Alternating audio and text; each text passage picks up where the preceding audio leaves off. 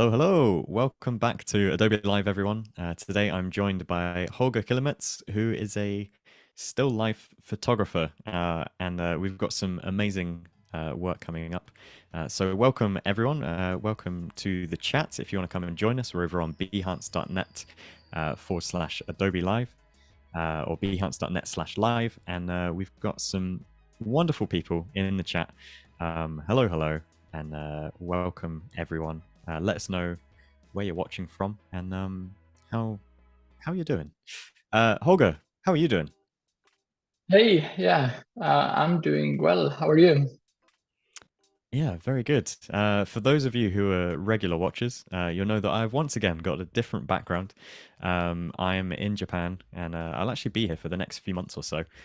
So this will be a bit more of a regular setup. But yeah, this is going to be a fun one. And Holger, we were just saying you're based in Tallinn in Estonia, right? That's right. Yep. Amazing. If anyone's been to Estonia, then let us know in the chat. I personally would love to go. I think it would be a great place. I kind of want to go in the winter, but I can imagine as a local, you're probably going to say winter's uncomfortable. I think like during this time, it's the worst. Like winter can have its charms, it's very extreme, and you get those nice winter decorations, and the old town is very nice. So Yeah. winter is probably good. Summer is also very, very beautiful. Yeah, Mm. but don't perhaps come in the autumn. There is no redeeming qualities right now. Just dark and muddy. All right. Good to know. All right. So today on Adobe Live, we're going to be running through some of your still life photography, and I can see that we've got your screen up already. Your work, I just want to say, is so aesthetically pleasing to look at. It's Thank you.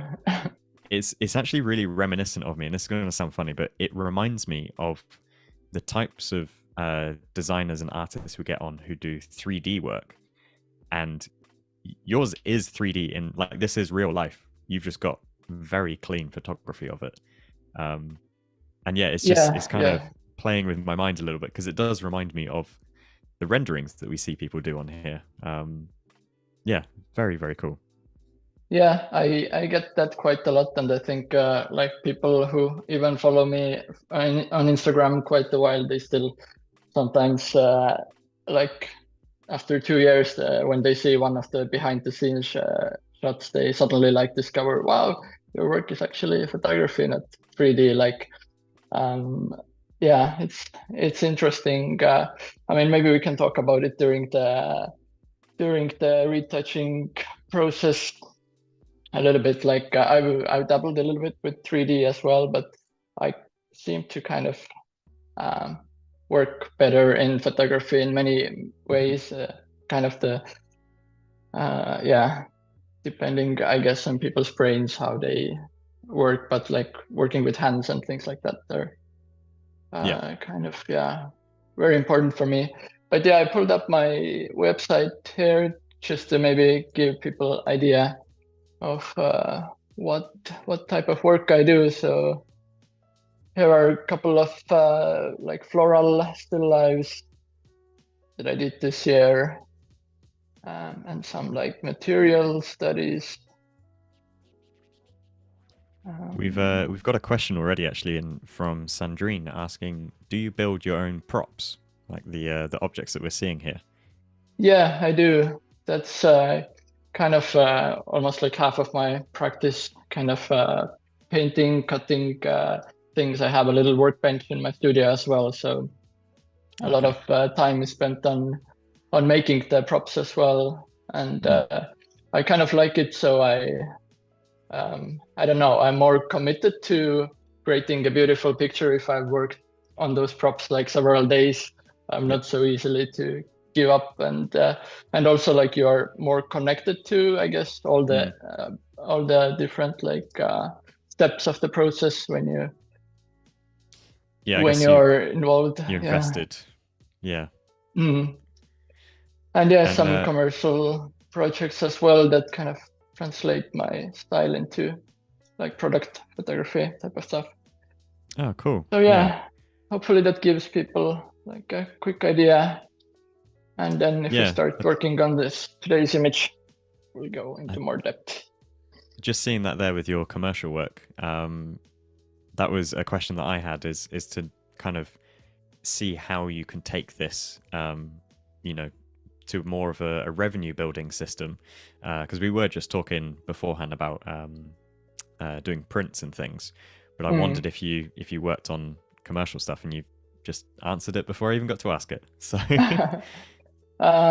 Yeah, it's actually quite surprised. Like for the past, I think 5 years now, I just at first I just started like posting my this kind of abstract still life on Instagram, and quite quickly different brands started seeing kind of, I guess, potential to like use this type of backgrounds or sets with their products. So yeah, I've been quite lucky enough to, and some like album covers, things like that.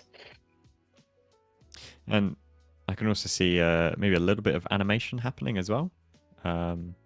Yeah, that's what I've been kind of dabbling in the last like maybe one or 1.5 year.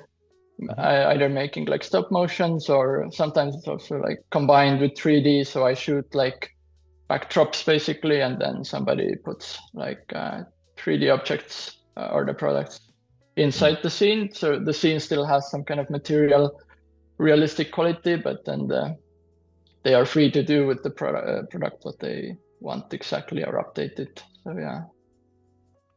Yeah, amazing. This is yeah, very cool. I'm definitely keen to see how your process comes about. I've actually got a question immediately, which is, where do you start with this? Like, how do you have an idea in your head of like the shapes and forms that you have, or do you maybe build something and then think, oh, how can I photograph this? Like, what's your first step on this? I think I'm like, like I need to get some kind of like a spark, or get something really excited about, and usually it's like color combinations. So I kind of either do it on like Illustrator, just working on different like color palettes that would be interesting, and then mix the paints, and then start painting like different shapes in this palette, and kind of those objects then are like these containers for colors, and then you can choose like what kind of quantities of each color you want inside the picture, and kind of build it up that way. Nice. Yeah, very But cool. yeah, I think color is like the main spark for me. Yep. Cool.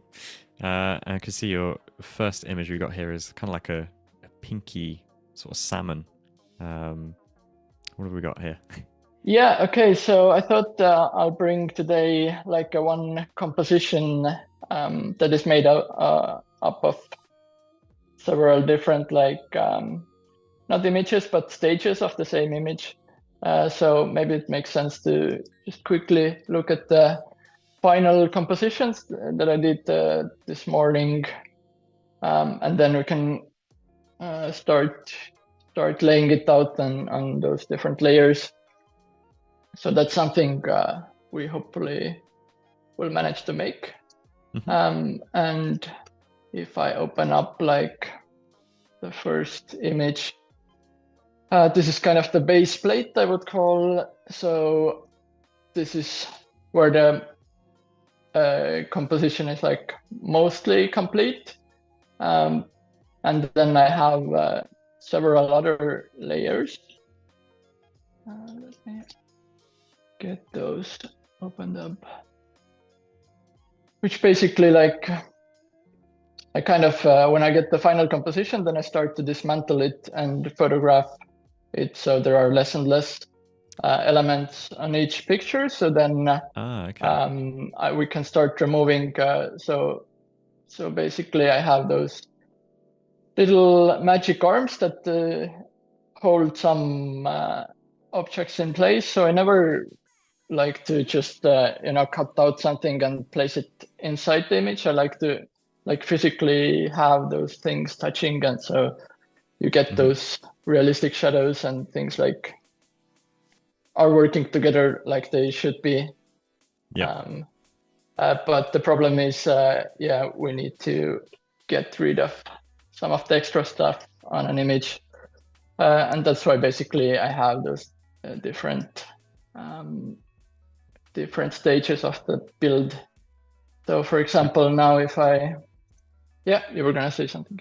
As I say, there's a question here from Angus asking, what's been your most challenging set or prop? And I want to take that a little bit further and say, maybe on this particular one, looking at these objects combined, were any of them just really challenging to work with? Let me think. I think this one probably wasn't too complicated. I once had to make like this kind of geometric structure where a model had to sit on. So that was a little bit challenging. That went to like actual engineering, so things would be structurally sound and Oh wow. and support the weight of a person. Yeah. Health and safety forms and yeah, and sometimes when you have like heavy fragrance bottles or some like more tender things you don't want to break necessarily, then you have to kind of think how is the smartest way. But if I'm working with this type of props, they are relatively heavy, relatively lightweight most of the time. So even if they fall at one point, it's not such a big deal. What sort of material are these? Are they wooden or is it polystyrene? Both. For example, I think on this image here, this is like a wooden cylinder, and this is a wooden like a candlestick I found in a charity shop. But everything else I've cut out of styrofoam or polystyrene. Okay. And then painted. Sometimes also like there are some making them more solid surfaces, so coating them in like plaster and stuff like that. Got you. Yeah. Do you ever reuse objects for different compositions? Yeah, I think like when I work in similar type of objects like drinks or something, then you can quite often just repaint things and you don't have to throw them away. But also like I have several feet of boxes of different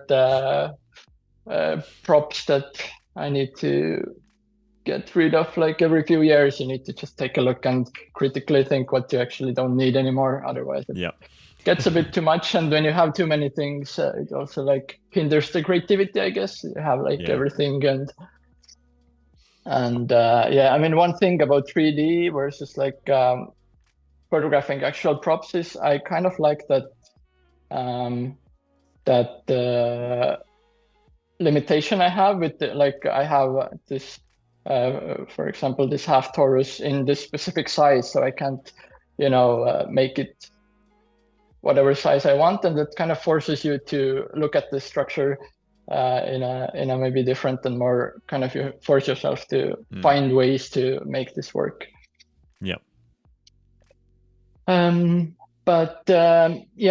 So when I started laying those different layers on top of each other, and for example, this one, only the difference is that it's missing that ball here, but I don't know, I hope the stream conveys, and you can see like I have string that is attaching that ball, and also like a little needle, so like lighter weight stuff I can hang from above, and then some of the things that need to be more rigidly placed, then I use like grill sticks. Actually, grill sticks are a great great asset in a still life studio. I think every still life photographer has like a bunch of different wooden grill sticks in their arsenal. I can imagine actually the wider view of all the support structures and everything is probably quite interesting to look at as well. Like Mm. that in itself could become its own photography. Yeah, that's or sometimes I see people like shooting the sets from behind as well, because from the back it looks also something completely I see, different. yeah. But yeah, so when I do like two different layers, this one basically exists, so I can do a layer mask on this one, then invert it, and then paint in like the areas where I don't want this Hmm. wire. So it's just a little bit neater than cloning or using the healing brush, because you're actually like not inventing any more pixels, just Hmm. kind of painting in what the background actually is behind that object. So during, this kind of background is not too challenging, but sometimes you have like maybe more gradients going on, or some elements in the background. So in that case, it makes your life a lot of easier when you actually have, that shot Yeah. without that wire here. I can imagine as well, it just makes it more natural in terms of lighting. Um, Yeah, that's true. you you'll know when it's not quite right. Mm. So if I continue along, like bringing those different pictures in. So this one, I got rid of that green half torus. And that's basically to get that area here clean. So let me get in here. Again, add a layer mask, invert it so everything is not visible at first, and then I can just start painting that in. And so then, what do you decide upon with things like the shadow that was cast from that magic arm? Are Well, you. yeah, these are, I think, for, if the magic arm doesn't exist in the picture, then the shadow of that arm shouldn't be there as well. So we get Yeah. rid of this one as well. And actually, it's really good question that you asked, because sometimes these things are really subtle. Hmm. And with the previous layer, we had this wire, and this wire was actually also casting like a kind of a very slight shadow on this orange ball here. So, I see. sometimes those shadows, I try to have my support things on the opposite side of my key light. So if we Hmm. talk briefly about like lighting, then uh, this shot has like quite long shadows, and there you can see from the position they kind of come from like 90 degrees of the composition, and then Yeah. casting on this side. So if I have most of the things that don't need to be on the photo on this side, then they are not going to cause too much problems. Mm. If you would put like the grill stick somewhere here and support the magic arm here, then it would cause a lot more headaches in Yeah. in that. So yeah, you usually try to like think about how the lighting and the set is built at the same time. Do you have any sort of quick tips on like lighting for product photography? I think the best lighting is probably from above.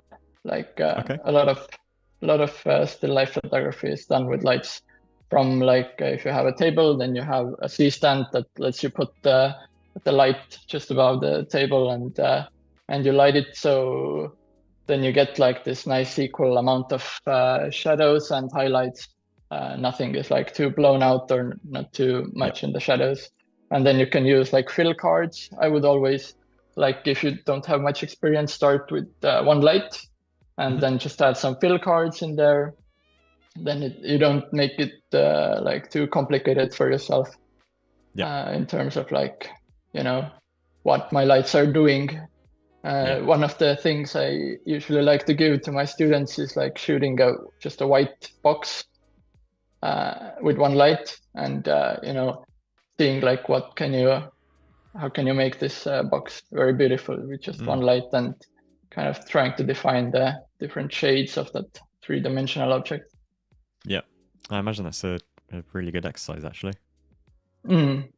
Kind of similar to like a sales lesson of sell this pen. It's just the very basic form. Yeah. Okay, so I got rid of the magic arm from this part, and I think this one now is a little bit more complicated because I can get rid of this part without like doing any selections yet. I'm gonna leave that to like the next stage of things. But are you using a Wacom pen for this? Actually, right now I'm just doing it with the mouse. Okay. Sometimes I find the mouse like I don't know. If I need to do like a lot of like painting in with the brush, then I prefer the pen. But for now, just the mouse is fine as well. But if I start to remove this one here, then because we also removed that green piece, now this shadow is more important for us. We want to have that, so I can't just paint that anymore in. So I'm gonna probably do that a little bit to the side, and then we can go later on, select it, and do the very precise removal of the edge of that. Angus has just mentioned in the chat, I remember doing the white box stuff, but with sugar cubes, because they have that reflective quality. And then I was just about to say, doesn't that make a mess everywhere? And just said it makes a mess on the backdrop paper. Yeah. Food is always like, food can be very interesting to kind of bring in those organic materials, but also like they can make such a mess, and also introduce like the element of time into the composition, because things are starting to degrade and you have to like work more quickly, I guess. It's always interesting, like talking with people who work on film sets and the types of things that they use to make things look like something, like food, for example, or blood, for example. That just came to mind because I know that honey is actually used quite frequently for that instance. And the sort of fake alternatives that look good on camera but are just not the real thing. Or with Japan, all those crazy foods that they have in all those windows of restaurants. That's true. I actually took a before and after earlier today of a meal that I had, because the one in the window looked very interesting as a sort of waxwork model. I was like, I'm gonna see if the chef is gonna make this look like the window one. And to be fair, they did a very good job. It looked very close to the waxwork.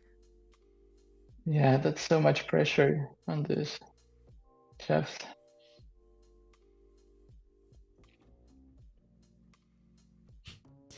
Sandrine's asking, have you ever had to shoot ice cubes? Well, that really would be the time factor. Actually, for ice cubes, there are well-known like replicas, and you can, because drink industry, like some people shoot drinks every day, all day. Yeah, it's like that gelatin type thing, isn't it? Like a yeah. And also like real ice is not very beautiful. Like you want this nice translucent quality to it. You can get it with dry ice, but that also melts very quickly. So yeah, ice cubes are in most still life photographs fake. So now I'm using next layer to get rid of those sticks on this side. And this one. Okay, I think it did a pretty good job here. And that was the roll of that layer. So I'm just using like bits and pieces of different layers. Actually, maybe I can get a little bit of that metal clip from this part as well.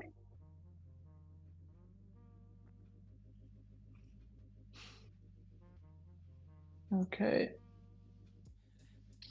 And then lastly, I always shoot like empty scene without any objects. That can be sometimes quite handy if you want to get rid of like shadows on the floor. I think on this composition, like the shadows are quite important part of the whole composition. So I probably wouldn't get rid of any, but theoretically, like if you want to maybe brighten up this side of the image a little bit out of that shadow, you can go in with like a 10% brush and slowly kind of paint in that part, and you can see how you can just lighten up some parts. Yep. And the main light that you're using here, have you flagged it for that sort of angular shadow, or how's that been created?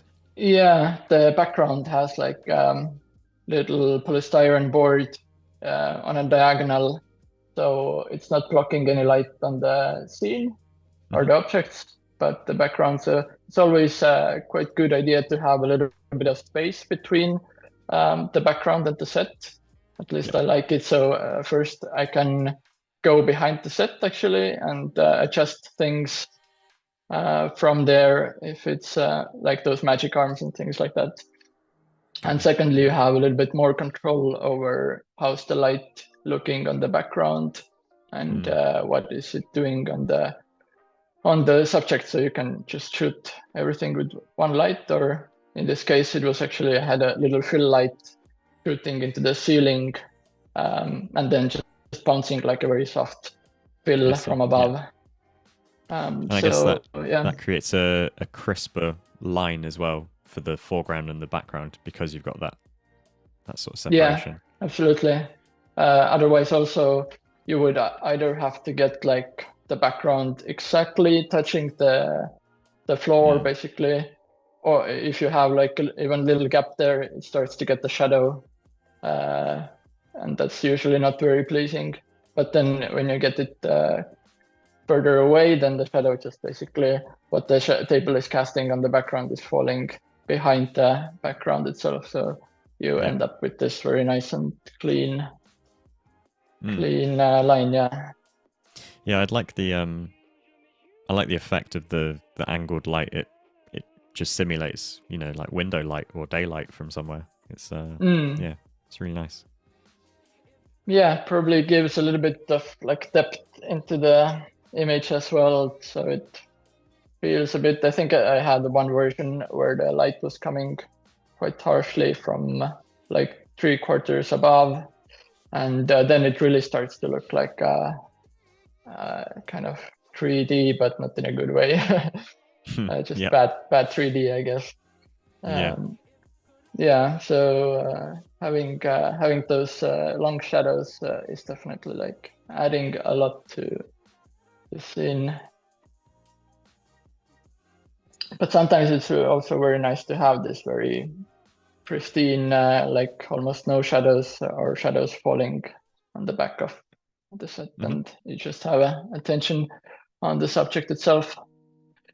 Okay, let me see where we are now. So we have used like 5 plates. I think one thing I was thinking, I probably want to get rid of or want to move the position of that yellow ball. I think right now it's like kind of falling too much together with this dark one. Maybe to like spread them out a little bit would kind of balance the composition out a little nicer. So for that, I will use that second plate where we had some shapes. So I still have the shadow of that piece that's casting hair, but I can paint out that yellow ball and then make a copy of the main layer and just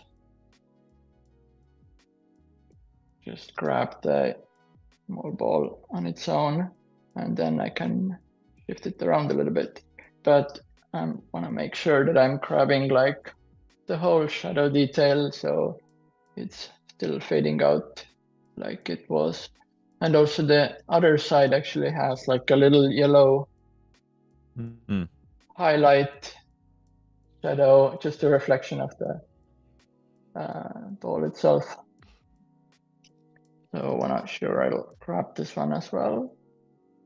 And now I can just basically move it and then fade in into the new position, the edges a bit better.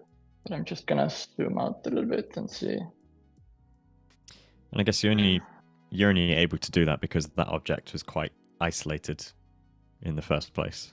Yeah, that's true. With things like things that are touching, it would be a little bit more complicated. You then have to like paint in the shadows, copy the shadow part, and can be done. But then I don't know. I probably would just make a new composition, go back to the shooting table. But yeah, that's something I was thinking actually.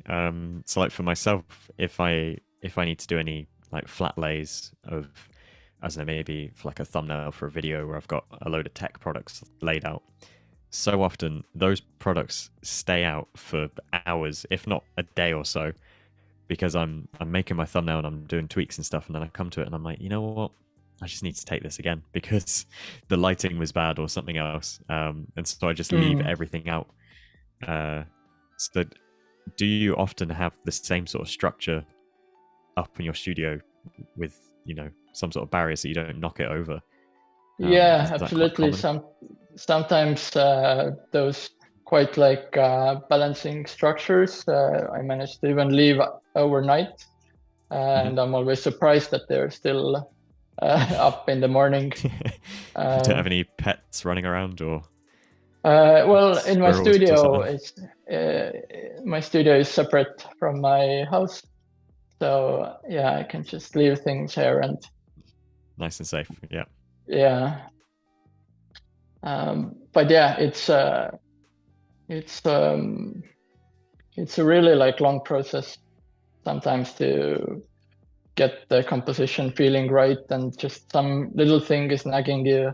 I think on this composition I was like working on this part, and we will extend that beam longer, but yeah, I couldn't like find, like everything else was kind of working, but this part, like if you kind of will, there are like 3 kind of strands. So one is like going here. If you look at it like I don't know, like a flower arrangement or something, then there is like this central strand going from here, and then I wanted something to balance out, and also this donut shape looked really awkward without it actually being like balanced on something, or actually it was balanced on this grill stick, but I wanted to like still have it feel like this structure would maybe just stay at least for 1 second.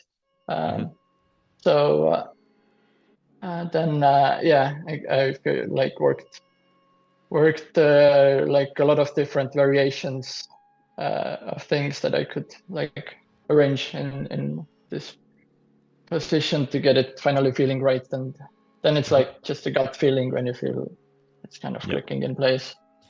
Well, just thinking where you were saying about balance there, you've also balanced out like your 2 green objects and the 2 sort of, I guess, like a blackcurrant color. Mhm. There, you've got a small object and a big object, and then a small object, big object. They're balanced both visually and in terms of their weight as well. Was that intentional from the beginning? Um, I think at first, like I just at first I just fell in love with the composition like this, very simple. Hmm. Um, I don't know, there was something about those yellows and pinks and then these neutrals uh, kind of working. And sometimes it's I end up using like some of those half compositions that I got for a plate, but actually, you know, in a kind of minimalist mode, you kind of Mm. find yourself liking something a little less. So that's interesting to also like interesting part of the process. But Yep. I think that yeah, at this point it was feeling a little bit too like light and too cute, like almost like a Barbie theme. I don't know. Yep. So then I wanted to add something a little bit darker to kind of uh, increase the contrast of the scene or make it. I think it like dramatically changes the Mm. whole feel of the image with those green pieces, especially. And then yeah, those I don't know. Maybe these are almost to a fault, like balancing too much, but it does make a nice rhythm between those darker Mm. objects. Yeah, So definitely. yeah, It's I try to be Sean. not like too symmetrical because if you put everything like exactly calculated, Yeah. then it's becoming a little bit boring. I always like when the structure is like almost unfinished a little bit, or it's like even like this yellow ball here, it almost feel like it maybe has fallen from somewhere and Mm. there starts to become this narrative in the scene maybe. Yeah, it's always interesting trying to intentionally make something look random like that. Yeah, that's That the hardest never part. works easily. Yeah, yeah. It's sometimes you throw like things on the scene and the first like throw how it was randomly placed, it's the best, and then you try to like recreate it for the next half an Hmm. hour. That's Looks too yeah. forced. Yeah. Mm. Yeah, Sean has mentioned this MTV Germany ads have objects with like a balancing animation. And I was going to say, I think this feels very reminiscent of like a TV ident or like a where the camera would maybe pans around and it shows like a logo or something, but you just see it from an abstract exploded view. Have you ever done Yeah, I know what you anything mean. that creates some sort of um, like I guess what would be the term? Some sort of collection of objects that make a bigger image when viewed a certain way. Have you ever done that? I don't think I have. Yeah, I know what you mean, and that's it's really interesting. I love like those some album covers that have done this, Mm. and uh, yeah, but I don't. I mean, it's just interested in working with the space itself. Like, you know, you have to be very particular with what type of lens you use, what kind of angle you pick. Um, but I haven't done anything, I think, that's like too intentionally like playing on this. But it would be interesting to explore Yeah. that. Speaking of cameras, what sort of setup are you using for these? I have a Canon 5DS, which is like Okay. now pretty old, uh, but for Uh, studio work, I think you don't. 2015 or so. It's Yeah, they probably yeah. launched them into 2015, and they never really got very popular. But like studio still life photographers love them because they are very robust and Hmm. they don't do anything fancy. Like they have a very basic autofocus and very basic, you know, ISO performance and things like Yeah. that. But in studio, you don't need any of that. Um, you just want to have like a reliable camera that's shooting every Mm. time, and you know what you're gonna get. Uh, Was so the yeah. 5DS uh Was that the one that didn't have the the filter in front of the sensor or something? There is 5D SR Is that the also, SR? which Yeah, that doesn't have that anti-aliasing that's the one. filter Yeah. and should make things like even even sharper. But to be honest, I find even this camera sometimes like bringing out too much of detail. So yeah, it's never probably felt like missing any detail. And then probably the lens is the most important part. I'm using a 100mm sized macro planner, Okay, which nice. is a manual focus lens. I think those So are because great lenses for video as well, actually. Yeah, I think they yeah, work although really it well. does have quite a strong like focus throw, so sometimes when I need to like stack different focus, differently focused like scenes, then it's changing the field of view quite a lot. But I yeah, see. it's a very beautiful looking image that this lens produces. But you know, any 100 or 90mm lens is really good for still life, I think, because it kind of doesn't distort the objects. It just keeps things looking natural in that kind of scale. Yeah. And you have a lot, like enough working distance between the camera and the scene as well, which can be important. So you have some room to maybe light or flag something. Just thought, actually, I don't have any idea of the scale of these objects. What sort of size are Yeah. they? Like, you could turn around and they're giant or they're miniature. Let me see. Actually, like this Okay. central Yeah, that part is is like this big. a little bit smaller than I was expecting. Yeah. Yeah, it's probably like, I don't know, usually 50, 60 centimeters in height, those scenes. So yeah, that's like a really interesting thing I've discussed with people as well before. Like, how big do you think they are? Because if there is no like real, I don't know, flower or something real in the scene, then you know, you don't really get the sense of scale. So Yeah. people imagine different things. How much would you think? Well, yeah, Sean has now just said, isn't the orange at the scale of an orange? But it's not actually an orange, though, is it? Yeah, that's that does look a lot like an orange, but it's a perfect recreation. It's just Yeah, a nice. styrofoam ball painted, I guess, exactly the same Yeah. color. Yeah, it was quite funny, and the size is kind of size of an orange. So Texture of it, yeah. accidentally created it. I mean, it's a great orange. It's a good color. It's beautiful, yeah.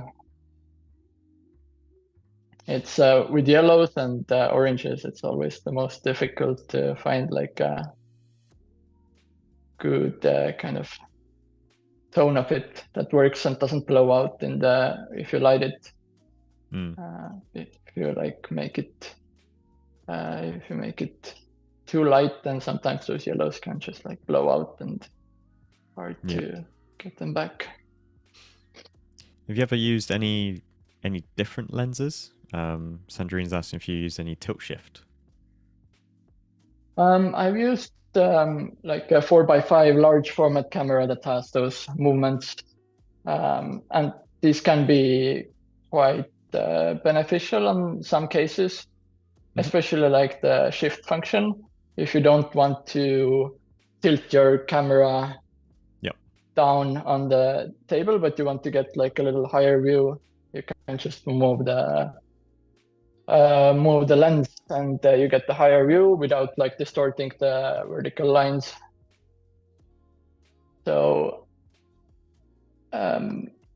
it can be useful, but I haven't on digital realm. I haven't really had too many projects where that would be like a total necessary. You can do like a little tiny keystone adjustments just in Photoshop or Camera Raw as well, or Lightroom. So not, and usually these are the kind of things that the still life setup requires. If it's more extreme things, then yeah, a tilt shift lens would be better.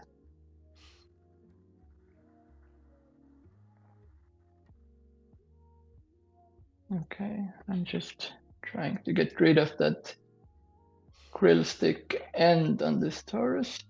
And you know, things have kind of this, if you zoom very close in, you can see how this torus has like a pinkish highlight. So when I'm cutting things out, I'm still trying to maintain that highlight that is caused by like the contrast between those two objects. So not to cut out things too abruptly. And with these images themselves, were they edited in Lightroom beforehand and then brought into Photoshop to composite, or do you edit on top?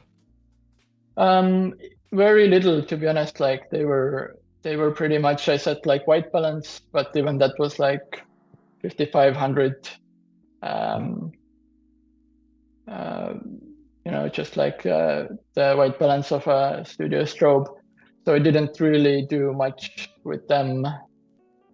And obviously things like dynamic range you can control in the studio. So if things are blown out, you can like control it. I prefer to control it beforehand, not like with those highlight sliders. Yeah, I guess anything you can control beforehand, absolutely.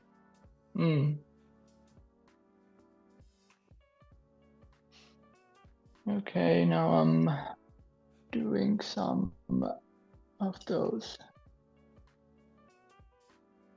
preciser cutouts here, but I'll try to, I can see we only have 10 minutes left.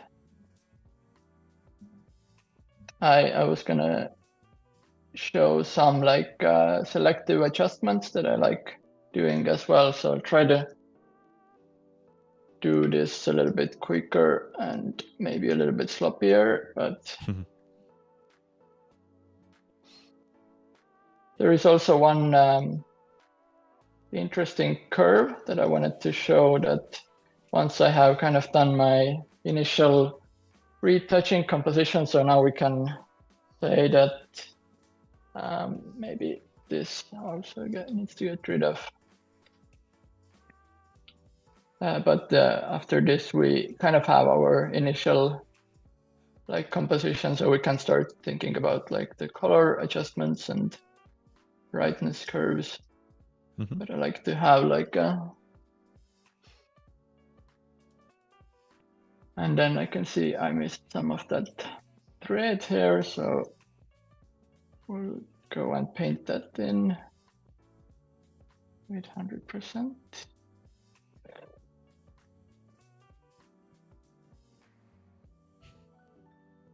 It's like the puppet strings on Thunderbirds and Captain Scarlet and other shows like that. Yeah. Okay, so now we have like more or less a rough composition ready with those different pieces. I'll just rename that quickly, retouch. And then I like to do like this solar curve on it, which makes my picture kind of crazy for a second, but basically what it is, I've just saved this action, but it turns kind of just pushes all those red, green, and blue channels in inverse directions. So you really can see like the tiniest mistakes in just the paper itself as well. Oh, wow. Like things you wouldn't, it's almost like an X-ray vision. Yeah. And that was one thing my printer showed me when I was making some of my prints, and things that weren't visible on the screen, but when they got printed, you got you can almost see like more detail and more like gradient highlights and things like that. So after that, I've always run my pictures through this action, and I can just quickly take it away. But I'm mostly interested in the places where I painted in to see if those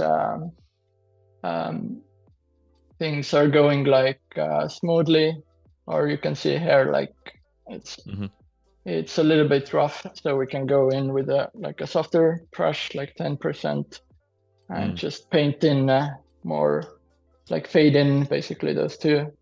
Can we just see that curves adjustment again? I'm really interested by this. I've never seen this done before. Oh, okay. Yeah, I can send you that. So let me open that. So if I open the individual ones, then the red one goes like that, almost like some kind of music. Yeah. Wavelengths. Right. So yeah, that to me has only ever happened when I've accidentally like held the thing and slid. Yeah. But it's super interesting. You can like see all those. Also, if you're like retouching film and you have those dust specks, then some of those things that would be really hard to notice on a naked eye. You can, for example, those red dots or green dots on this red. I can kind of see them, but then I can quickly go in with a healing brush and same here. Yeah. So yeah, and you're just doing this on its own global layer. Yeah, I have a retouch layer, and then the solar curve is on top of that, so I don't retouch. Don't use that layer in the retouching. Do you find you could get a little bit too pedantic when you've got this layer enabled and you're doing the finest details, and then realistically when you turn off that layer, it's never visible? Yeah, and also like I don't wanna never retouch like all those little imperfections out of it, because then even in 3D people have like displacement maps and textures that are kind of rough, and they intentionally want to add those to make things more real. So there is a balance between like finding things that are distracting or don't add anything to the composition versus like just having natural texture. So for example, on this orange ball, I would probably take this bit out, but leave everything else. And on this torus, we also have like interesting paint marks that I think add more to the like texture of the image. But then maybe those little tiny white specks that would look on a print like just dust, I would want to get rid of. So yeah, finding balance there. And also if you're doing like gradients, you really can see when you're causing those steps in the gradient. So yeah, it's useful on background paper. I remember with some photography work I used to do, this was years back, I used to view it on a display that wasn't really that good a display and turn it sideways, and because the viewing angle wasn't so good on it, it just highlighted all of the bad editing and it would show like the poor healing and other things. So I guess it's kind of a similar sort of setup. You can kind of see the most extreme version of, if it shows up here, then it might show up, but it's not always like you have to get it like completely perfect. But it's it's good because on different monitors, things can look a little bit different. You can't just only rely on even being on calibrated monitor. Somebody else might have a form of or monitor, then they might see things that aren't visible.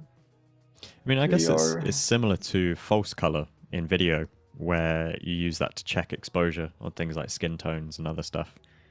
It's kind of like Yeah, it looks good sort of something tool. like that. I'm not entirely sure if it's like using the same kind of logic, but yeah, it looks something like that.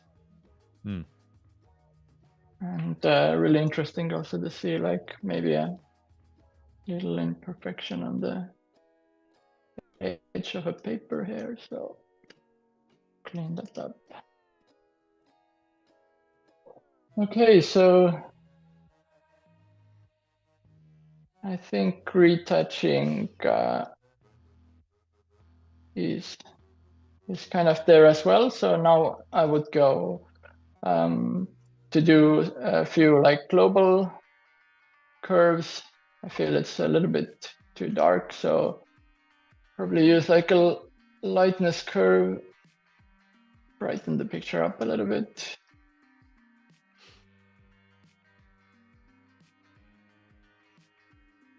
And maybe also contrast curve.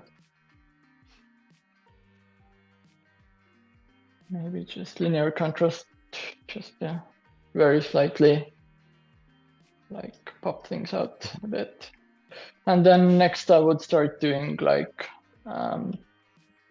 local adjustments. So for that, it's really interesting that in Photoshop now we have this automatic object detection. So it's thinking a little bit, analyzing. But for like people who work with objects, that's almost like having a 3D scene now that, it's separating different I can imagine objects. that's a massive time saver for you. Absolutely. Like one of the most painful things is like doing pen selection. Yeah. God. So yeah, when I saw that feature, that was like, to me, like one of the probably biggest upgrades in a long while in Photoshop. Like we had those already previously. You could drag around the box and then it gets it as well. But there is something magical about just hovering with your mouse over the objects and it just gets most of them. This is working perfectly. So yeah, when I would maybe I wanna like brighten up this cylinder a little bit. So I would do like again slightly lightness curve, pull it back just a little bit to bring it out of the shadow. And yeah, would continue with each object. Like I don't necessarily have to go with every one of them, but it's nice to kind of have the ability to isolate them and then work on each one separately, either if it's just like changing the tone of the green very slightly on this one, or making something maybe a little bit less vibrant, more vibrant. Yeah, and lastly, maybe just I would boost a little bit of that background pink as well to make it slightly more vibrant.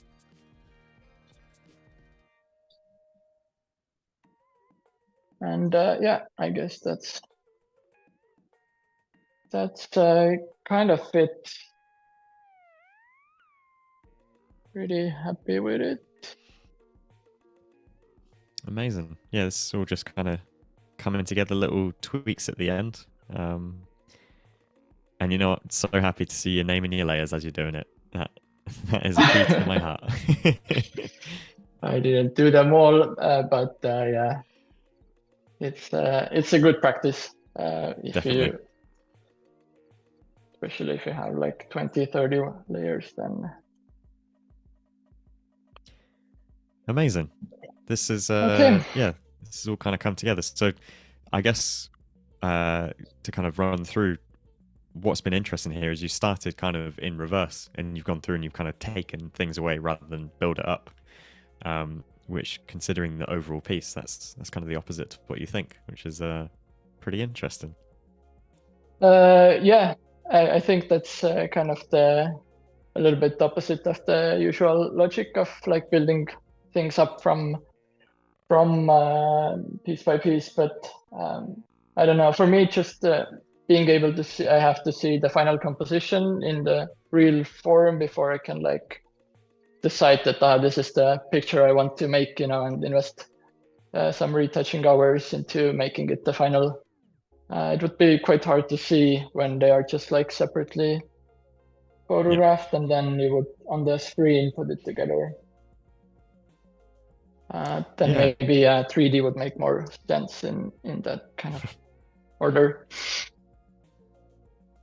I can definitely imagine some 3D artists seeing your work and saying, "How do you get such a lifelike texture? Like how do you do it?" Yeah. Great. Well, Holger, thank you so much for sharing your work and your workflow on this. It's always interesting seeing different perspectives, and for me, this is something very new. I've not seen anyone creating any still life photography edits before, so that's been interesting. I think the chat's been quite interested in it as well. Bit of a sidetrack, talking about food earlier. If anyone watching this is hungry, then now is the time for lunch.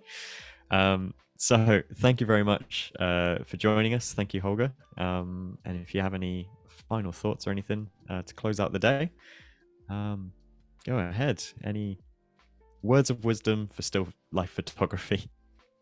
Yeah, I mean, if somebody wants to ask me some questions, you can just DM me on Instagram. Always happy to discuss techniques and things like that. Like, I think the community is quite supportive, also between like 3D artists and still life photographers, and there are like things both kind of practices can learn from each other. So yeah, I'm always happy to have a discussion and interesting thoughts. And thank you, Joe. Yeah. All right. It was really wonderful. It went so fast, but it's always the way. Yeah, so thank you everyone for joining us. We'll be back on Adobe Live tomorrow. We have James Martin with Liz Mosley, and of course on Friday streams as well. And then we repeat next week, Monday, Tuesday, Wednesday, and Friday. So thank you everyone for joining, and we will catch you again soon. See you later.